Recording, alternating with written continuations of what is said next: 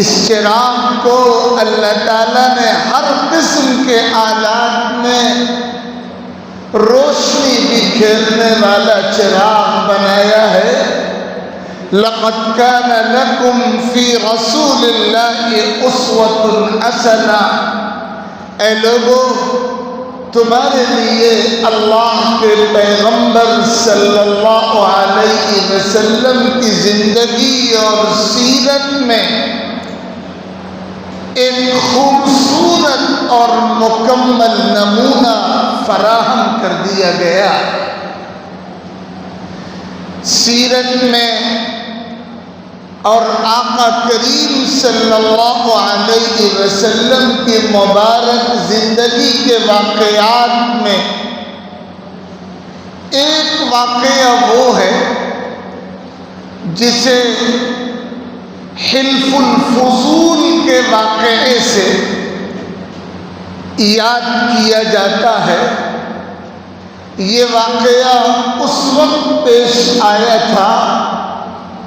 جب حضور اکرم صلی اللہ علیہ وسلم کی عمر مبارک صرف 20 سال تھی۔ ابھی پہلی وحی کے نازل ہونے میں بھی 20 سال کا وقفہ باقی ہے۔ آقا کی عمر مبارک کل 20 سال ہے اور یہ واقعہ پیش آیا۔ واقعہ یہ تھا کہ مکہ المکرمہ میں دور کے علاقے سے، پردیس سے قبیلہ بنو زبید کا ایک نوجوان اور چھوٹا کاروباری شخص مکہ المکرمہ کے مشہور تاجر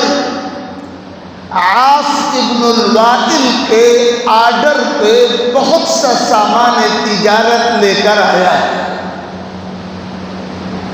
عاص ابن وائل نے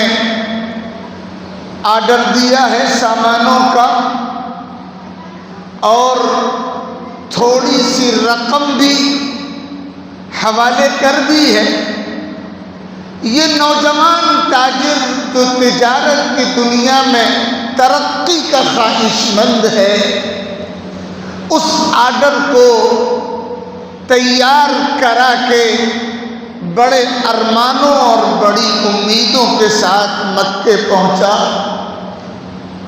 اور وہ سامان عاص ابن وائل کے سپرد کیا، اور اب سامان ہینڈ اوور کرنے کے بعد، سپرد کرنے کے بعد جب اس نے اپنی باقی مالا رقم کا مطالبہ کیا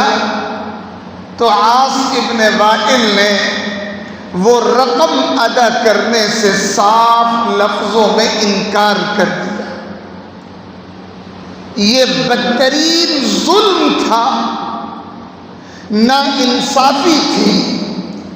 اور زیادتی تھی جو اس نوجوان تاجر کے ساتھ مکے کی سرزمین پر ہوئی۔ اور صورتحال یہ تھی، مکے کے اس ماحول میں جتنے بھی بڑے بڑے کاروباری تھے، مکے کے سماج کے سردار تھے، مکے کی سیاست کے نمایاں نام تھے، کوئی بھی اس بدعنوانی اور ظلم کے خلاف، اس زیادتی اور ناانصافی کے خلاف آواز بلند کرنے کو تیار نہیں تھا۔ مظلوم اکیلا ہے اور سماج کے تمام عناصر کھلے طور پر یا چھپے طور پر سامنے آ کر یا پیچھے رہ کر ظالم کی طرفداری کر رہے ہیں، ظالم کی حمایت کر رہے ہیں۔ مظلوم تڑپ رہا ہے اور کراہ رہا ہے اور سسک رہا ہے اور بلک رہا ہے، اور کوئی اس کا ساتھ دینے کے لیے سامنے آنے کو تیار نہیں ہے۔ یہ تھا اس سماج کا نقشہ۔ عین اس ماحول میں جب چاش کے وقت حرم مکہ کے صحن میں بڑے بڑے سردار اور سماج کے تمام طبقوں کے لوگ موجود تھے، وہ نوجوان مکے کے پہاڑ جبل ابو قبیس پہ چڑھا اور اس نے رو رو کر اپنی مظلومیت کی دہائی دی اور اعلان کیا، حضور اکرم صلی اللہ علیہ وسلم 20 سال کے نوجوان ہیں،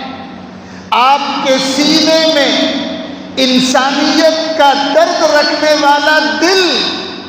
ظلم کے اس واقعے کو برداشت نہیں کر پاتا ہے، آپ بے چین و بے قرار ہوتے ہیں اور کوئی پرواہ آپ نے نہیں کی کہ مکے کا کاروباری حلقہ کیا چاہتا ہے، مکے کا سماجی حلقہ کیا چاہتا ہے، مکے کا سیاسی حلقہ کس رخ پر ہے۔ آپ تن تنہا کھڑے ہوئے ظالم کی مخالفت اور مظلوم کی حمایت کے لیے۔ آپ کو معلوم تھا کہ میں اکیلے اس ظلم کا خاتمہ نہیں کر سکوں گا، آپ نے